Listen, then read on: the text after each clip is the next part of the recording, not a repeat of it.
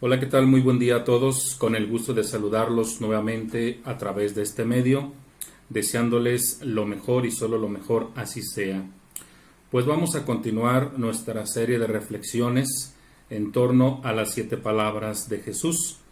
Y hoy vamos a continuar con la tercera palabra, no sin antes encomendarnos al Señor a través de la oración. Vamos pues a decir todos en el nombre del Padre, del Hijo y del Espíritu Santo. Amén. Nuestra oración el día de hoy dice lo siguiente: oración para pedir el don del discernimiento. Amado Dios Padre misericordioso, invoco tu santa presencia por medio del poder del Espíritu Santo, por los méritos de tu Hijo Jesucristo, para darte gracias y alabarte por regalarme el don de la vida y para pedirte el don tan necesario del discernimiento. Quiero colocar en estos momentos a tus divinos pies todo mi caminar, para que las cosas que haga de aquí en adelante estén iluminadas por tu perfectísima voluntad, a fin de que pueda cumplir con la misión para la cual me regalaste la vida, y a la vez pueda disfrutar con mesura todas las dádivas que tienes para mí y para los míos. Quiero consagrarte mis pensamientos, mi intelecto, mi cuerpo, mi espíritu, mi alma y todo mi ser, para en todo momento actúe yo, iluminado por la gracia de tu Espíritu Santo, y pueda tomar las mejores decisiones conforme a tu voluntad. Te pido, me des la gracia de recuperar el tiempo perdido en cosas que no tenían sentido, y me ayudes a entender que tú tienes un camino perfecto para mi vida, el cual me conducirá a la salvación por la eternidad. Te pido me regales la fuerza para perseverar en tu camino y que no apartes de mí tu rostro. Por Jesucristo nuestro Señor. Amén. Pues vamos directamente al Evangelio de San Juan. Esta tercera frase de Jesús la vamos a encontrar en el Evangelio de San Juan. Con tu Biblia vamos prácticamente a el capítulo número 19, versículo 25 y siguientes. Junto a la cruz de Jesús estaba su madre, la hermana de su madre, María, la mujer de Cleofas, y María Magdalena. Jesús, al ver a su madre y junto a ella al discípulo a quien tanto amaba, dijo a su madre: Mujer, ahí tienes a tu hijo. Después dijo al discípulo: Ahí tienes a tu madre. Y desde aquel momento el discípulo la recibió como suya. Palabra del Señor. Pues bien, esta es la tercera frase de Jesús pronunciada tal vez en el momento más crítico de su pasión. ¿Y por qué digo esto? Si nos atenemos a la tradición, no debió de haber sido nada fácil, nada sencillo en esos momentos de agonía para Jesús. El saber, el darse cuenta que María, su madre, quedaría en el total desamparo. Y esto, si me permiten decirlo, evoca a un gesto netamente humano, pero muy humano, porque vemos en Jesús una preocupación. Y es desde aquí donde yo quiero comenzar mi tercera reflexión, independientemente de lo que la Mariología ha dicho o ha interpretado con relación a este texto.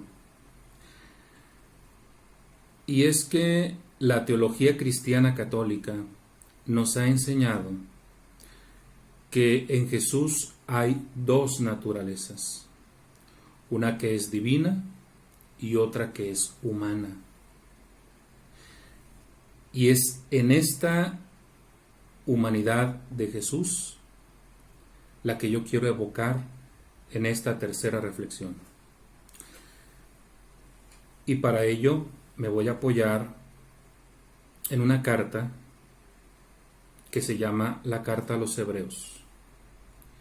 Vamos a buscar en nuestra Biblia la Carta a los Hebreos, capítulo número 4, versículos 14 y 15. Vamos a buscar este texto. Hebreos, capítulo 4, rápidamente. Hebreos, capítulo 4, versículos 14 y 15. Dice el texto: y ya que tenemos en Jesús, el Hijo de Dios, un sumo sacerdote eminente que ha penetrado en los cielos, mantengámonos firmes en la fe que profesamos. Pues, ¿no es Él un sumo sacerdote incapaz de compadecerse de nuestras flaquezas, sino que ha sido probado en todo, como nosotros, excepto en el pecado? Palabra de Dios. Miren, el autor de la carta a los Hebreos que yo acabo de leer ahorita, le atribuye a Jesús un título cristológico que no se le había dado a Jesús en los evangelios. Esto es muy interesante. En los evangelios ya se nos había hablado de Jesús como Mesías, como Maestro, como Hijo de Dios, etc. Pero nunca se le había llamado sumo sacerdote. Y aquí el autor de la carta a los Hebreos le da ese título, lo cual trae una novedad. Pero para mí lo más importante es lo que está diciendo aquí el autor sagrado, que este Jesús ha sido probado, dice, en todo, como nosotros, excepto en el pecado. Ese decir, como nosotros, tiene una implicación. Esto quiere decir que Jesús, desde el punto de vista humano, Él fue un hombre, y fue un hombre condicionado a los sentimientos humanos que tú y yo tenemos, tales como frío, calor, alegría, tristeza, enfado. Eso denota la humanidad de Jesús. Claro, volviendo al texto, dice, excepto en el pecado. En todo lo demás, Jesús fue igual nuestro, igual que nosotros. Por ejemplo, el Evangelio de San Juan, en el capítulo 4, en ese diálogo bellísimo que Jesús tiene con una mujer anónima, no se sabe el nombre, solo su pseudo, porque le dicen la samaritana, el autor sagrado anota muy claramente que Jesús, cuando llega al brocal del pozo de Jacob, dice el autor sagrado que Jesús está cansado. Esto es un gesto meramente humano también. Por eso, independientemente de lo que algunos puedan opinar, para nosotros sí queda claro que en Jesús hay dos naturalezas. Una es humana y otra es divina. Y el Jesús humano tuvo todos estos sentimientos. Jesús incluso lloró al enterarse de que su gran amigo Lázaro había muerto. Eso lo llenó de tristeza. Entonces, y solo entonces, a ese Jesús que ya está clavado en la cruz, le preceden actos humanos. Porque cualquiera de nosotros puede decir, no, pues es que Él era Dios. Él no sufrió porque era Dios. No. O sea, quitémonos eso de la cabeza. Jesús fue un hombre. Y aunque está ahí clavado en la cruz, a Jesús le preceden actos netamente humanos, sentimientos humanos, actos humanos que nosotros tenemos, claro, o que deberíamos de tener. ¿Y cuáles son estos actos humanos de los que yo estoy hablando?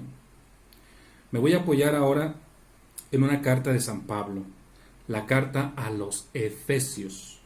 Vamos a buscar esta carta a los Efesios, capítulo número 4, rápidamente.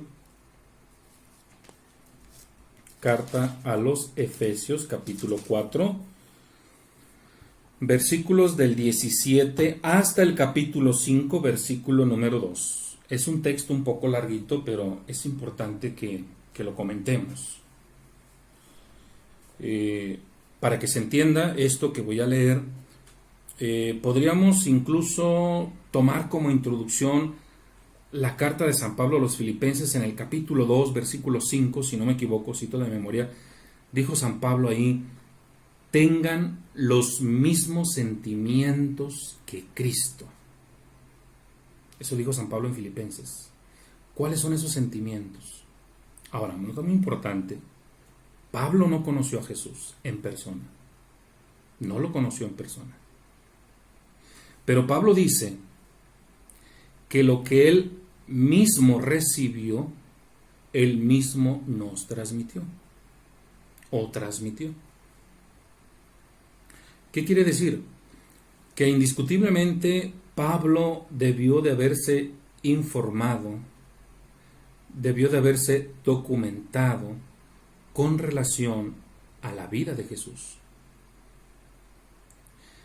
Y por lo tanto, por eso él dice en la carta a los Filipenses: tengan los mismos sentimientos que Cristo tuvo. Y aquí en la carta a los Efesios, ya la tengo aquí, capítulo 4, versículo 17, hasta el capítulo 5, versículo número 2. Voy a leerles lo que dice aquí. Les digo pues, y les recomiendo con insistencia en el nombre del Señor, que no vivan como viven los paganos, vacíos de pensamiento, oscurecida la mente y alejados de la vida de Dios a causa de su ignorancia y su terquedad.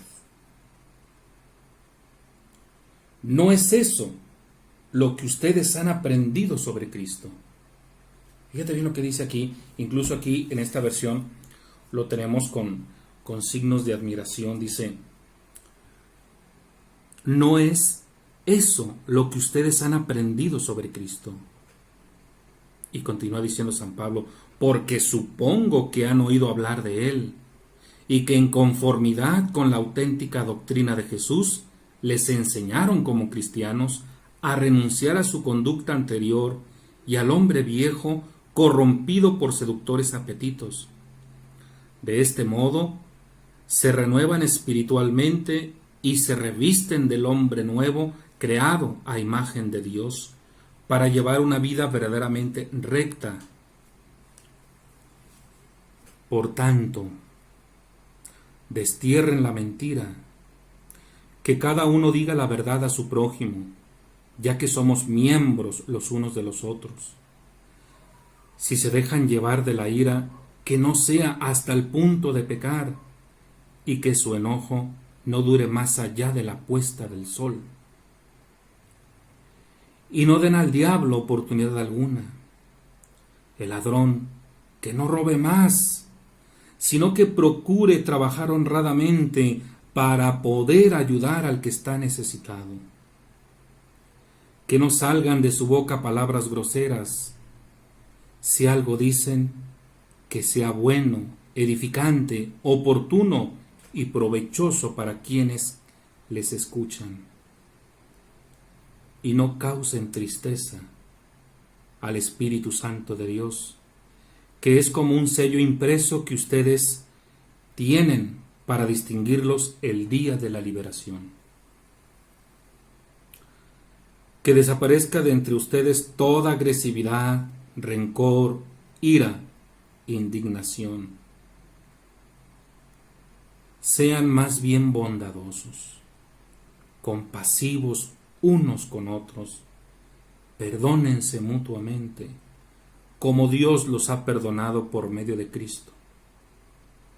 Sean pues imitadores de Dios, que como hijos suyos muy queridos, y hagan del amor la norma de su vida, a imitación de Cristo, que nos amó y se entregó a sí mismo por nosotros como ofrenda y sacrificio de suave olor a Dios. Palabra de Dios.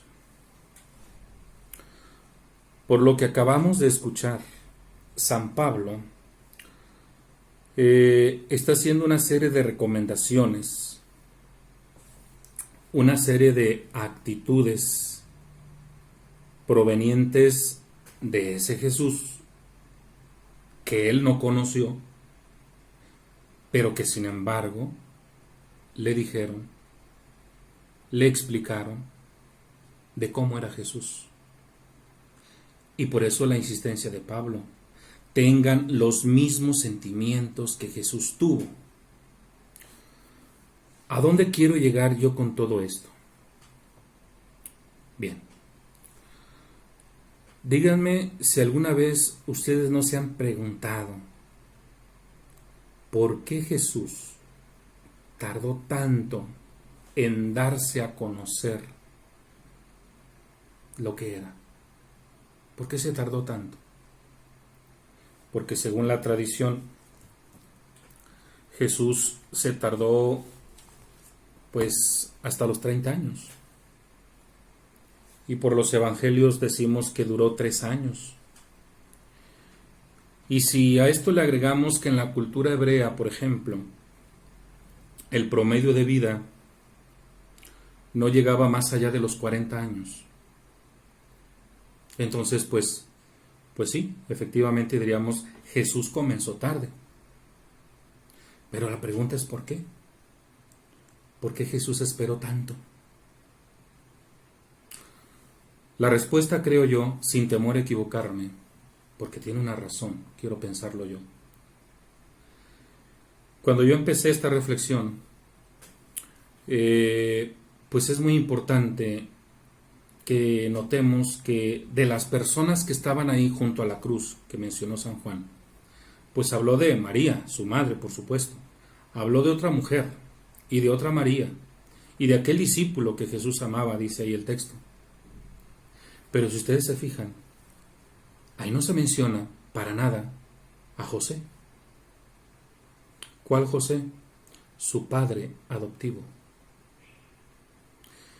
¿Y por qué no se menciona ahí a José, su padre adoptivo? Por una sencilla razón. Este ya había muerto. Los evangelios no nos dicen ni cuándo ni cómo murió José. No. Ya les he dicho más de una vez que los evangelios netamente son cristológicos. La figura central es Cristo. Entonces, a los autores sagrados no les interesó hablar mucho sobre José. Lo que sabemos por el Evangelio de Mateo es que era un hombre justo. Y hasta ahí, no hay más. No hay más datos que nos hablen de José. Pero lo que sí nos queda claro es que José ya había muerto. Por lo tanto, imagina esto. Si José era el que proveía la economía para ese hogar y ha muerto, y María no tiene otro hijo más que Jesús, a pesar de que alguien más quiera decir lo contrario, tendríamos aquí un debate, pero no es la intención, porque no es lo que yo quiero discutir ahorita. Yo lo que estoy tratando de explicar es el por qué Jesús tardó tanto para darse a conocer. Yo no encuentro otra respuesta, sino que Jesús se hizo cargo absolutamente del cuidado de su madre María. A partir de ese momento Jesús se dedica por entero al cuidado de su madre. Vela por ella, trabaja por ella, cuida el hogar. Y esto para nosotros no tiene que extrañarnos. Al menos yo conozco casos, y yo creo que tú también conoces algún caso, porque no sería nuevo para nosotros darnos cuenta que alguien, vamos a pensar en este caso, pues un hijo, por ejemplo, un hijo mayor en este caso, donde ya no está el padre de familia, y este hijo pues es el sostén de la familia. Casos como esos hay muchos. Estoy casi seguro que conoces uno, donde este hijo definitivamente pospone incluso un proyecto de vida. Decía yo que casos como esos hemos conocido, donde este hijo es capaz de posponer, de prolongar un proyecto de vida. Este puede ser incluso universitario o incluso un matrimonio se puede posponer. Cuando este hijo se da cuenta que es el único sostén de la familia. Hemos visto películas incluso donde al ser el hijo mayor, pues recae sobre él la responsabilidad de la familia, y esto lo lleva pues a postergar cualquier proyecto de vida, ¿no? Y este acto pues naturalmente se convierte en un acto solidario, en un acto bueno por parte de este hijo, ¿verdad? Que yo estoy patéticamente hablando, lo convierte en un acto bueno, en un acto solidario. Pero este acto nace, emana de un corazón compasivo. Así pues, el crucificado, Jesús en este caso, estando ahí en la cruz, yo encuentro dos muestras de amor en una.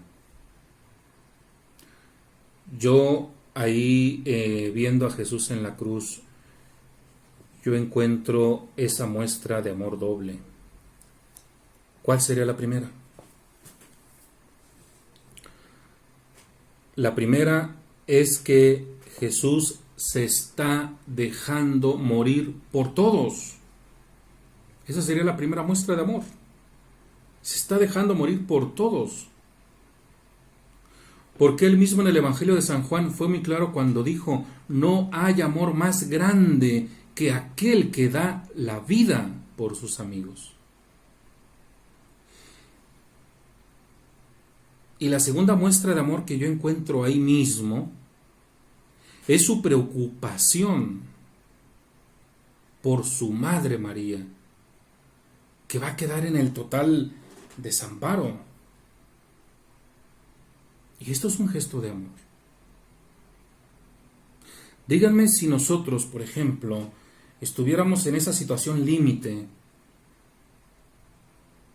Vamos a pensar en la mamá en este caso, o en el cónyuge, por ejemplo, esposo, esposa. Generalmente vamos a pensar el esposo que está en esta situación límite. ¿Acaso en ese momento que está a punto de expirar no demostrará esa preocupación por la esposa y no le dirá a los hijos: hijos, les encargo a su mamá? ¿No lo hará acaso? Eso es lo mismo que está haciendo Jesús. En ese suplicio en el que se encuentra, Jesús no pierde de vista que queda su madre. Y en una cultura tan cerrada, pero tan cerrada, que fue esa cultura judía de aquella época, en la que una mujer en esas condiciones, pues viuda para empezar, ya sin hijos, lo que le esperaba era el repudio de la sociedad. Entonces, ¿qué hace Jesús? Un acto de amor. Jesús se la encarga, se la confía al cuidado de alguien que se sabe bondadoso. ¿Y quién es este? El discípulo amado, al que nosotros identificamos como Juan el Evangelista. Porque el texto así lo señala, ¿no? En el capítulo que yo estaba leyendo ahorita, vuelvo otra vez al capítulo 19, dice el versículo 27, después dijo al discípulo: ahí tienes a tu madre. Y desde aquel momento el discípulo la recibió como suya. Podríamos decir que era tanta la confianza que Jesús tenía en este Juan, que le encomendó a su madre. Y Jesús, podríamos decir que en ese momento dice: tranquilo, ya dejé a mi madre en buenas manos. Pues bien, ¿qué es lo que encontramos en esta tercera palabra de Jesús en la cruz? O esta tercera expresión, como queramos llamarle. ¿Qué es lo que nos está provocando? ¿Qué es? A la primera pregunta, encontramos en esta tercera palabra de Jesús un desbordamiento de amor por alguien necesitado, por alguien vulnerado, por alguien relegado, marginado y muy posiblemente olvidado. Eso es lo que encontramos ahí. Un acto de amor. ¿Qué nos provoca? Nos provoca de inmediato a nosotros un llamado a la solidarización, a la compasión, a una manifestación de amistad con aquel o aquellos a los que puedo y debo ayudar. Y como en una ocasión yo lo dije, nunca somos tan pobres como para ayudar a otro. Repito la frase. Nunca somos tan pobres como para ayudar a otros. Porque dentro de eso que nos pueda estar pasando, por muy mal que nos esté pasando, somos capaces de desprendernos y decir, mira, ahí te va. Y eso es lo que nosotros vemos en Jesús en esta tercera palabra. Estando a punto, podríamos decir, de morir, se desprende de amor para con su madre. Por eso es muy importante, pues, que se entienda para nosotros qué es lo que encontramos en esta tercera palabra, qué es lo que nos está provocando. Miren, Jesús un día antes de su pasión, voy al texto, Juan capítulo 13. Vámonos rápidamente ahora. Juan capítulo 13. Aquí está. Juan capítulo 13, versículos 13 y 14. Repito, Juan capítulo 13, versículos 13 y 14. Aquí está, dice el texto. Ustedes me llaman maestro y señor, y tienen razón, porque efectivamente, dice Jesús, lo soy. Pues bien, si yo, que soy el maestro y el Señor, les he lavado los pies a ustedes, ustedes deben hacer lo mismo unos con otros. Repito lo que dice el texto para que quede claro, ¿sí? Juan capítulo 13, versículos 13 y 14. Ustedes me llaman maestro y señor y tienen razón, porque efectivamente lo soy. Pues bien, si yo que soy el maestro y el señor les he lavado los pies a ustedes, ustedes deben hacer lo mismo unos con otros. Palabra del Señor. Aquí Jesús dejó bien claro, pero bien claro a sus apóstoles el distintivo de su ser. Aquí lo dejó clarísimo Jesús. Si queremos vivir estos días en comunión con Cristo, pues bienvenidos al reino de dar y dar. Repito, si queremos vivir estos días en comunión con Jesús, si queremos vivir en comunión estos días con Jesús, pues bienvenidos al reino de dar y dar. Aquí podríamos agregar una frase de San Agustín, este gran santo. Esta frase que dice: la medida del amor es amar sin medida. Y esa es una característica cristiana. Esa es la credencial del cristiano. Entonces, en ese orden de ideas que yo estoy diciendo, porque estamos hablando de una comunión, bueno, pues esa trae una implicación. ¿Cuál es esta? Pues precisamente desprendernos, ayudar, apoyar, porque es lo que yo veo en esta tercera palabra de Jesús.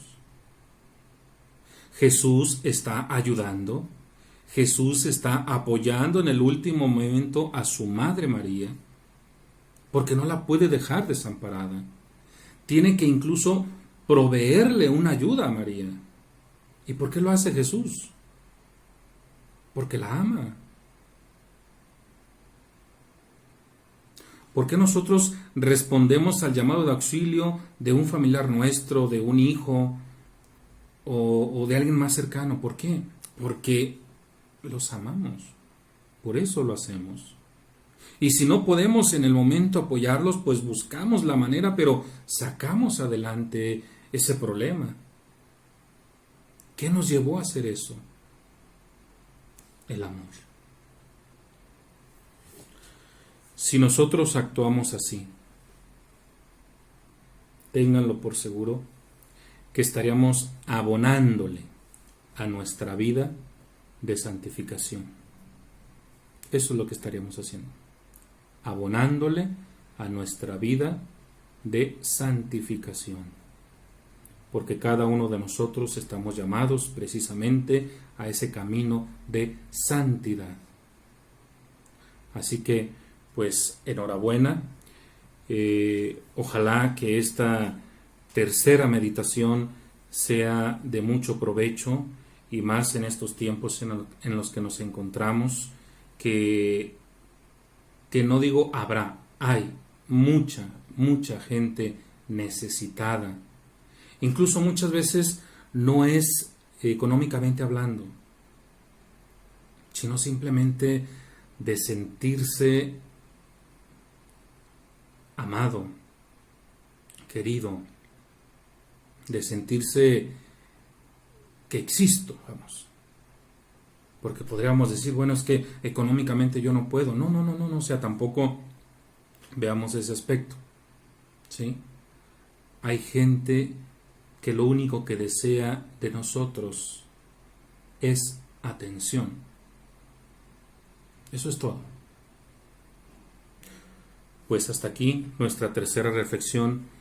Los espero con muchísimo gusto en las siguientes. No se desesperen, no llevamos prisa. Yo sé que otros, predicadores, evangelizadores, las 7 palabras las meditan en 1 hora.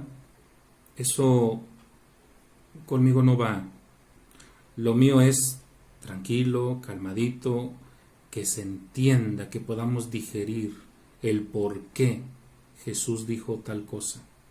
Acuérdense lo que dijimos en la primera meditación, que estas 7 expresiones, ¿verdad? Pues de alguna manera son para nosotros catequesis que hay que vivirlas, y por lo tanto hay que irnos con calma,